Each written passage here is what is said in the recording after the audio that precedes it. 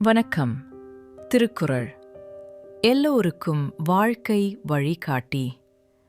எந்த வயதிலும் எந்த நிலைமையிலும் இது நம்மை மெதுவாக நல்லதொரு பாதைக்கு அழைத்துச் செல்லும் நெறி.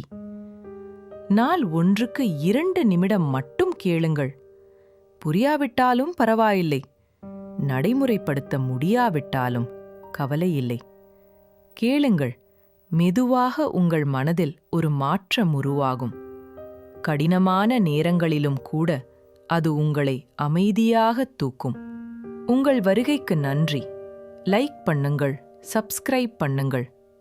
வாங்க, இன்று நம்ம திருக்குறளை தொடங்கலாம். இன்றைய குறள் அதிகாரம் 12 நடுவுநிலைமை. குறள் எண் 119. வணக்கம்.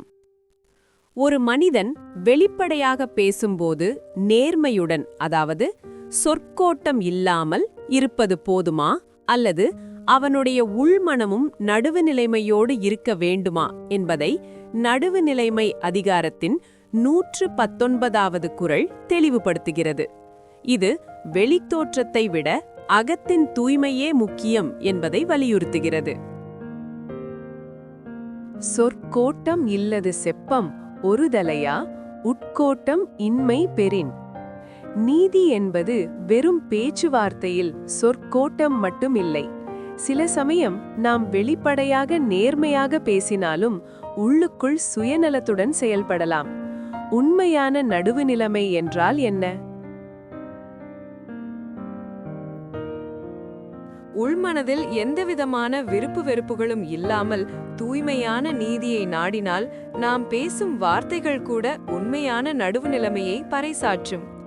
உண்மையான நீதி உள்ளவன் தன் உள்ளம் மற்றும் சொல் இரண்டிலும் கோணாதவனாக இருக்க வேண்டும்.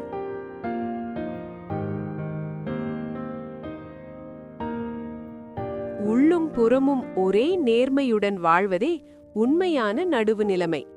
இந்த அறநெறியை நாம் உள்வாங்கிக் கொண்டு நேர்மையுடன் வாழ்வோம். நாளை இந்த அதிகாரத்தின் இறுதி குறளுடன் சந்திப்போம்.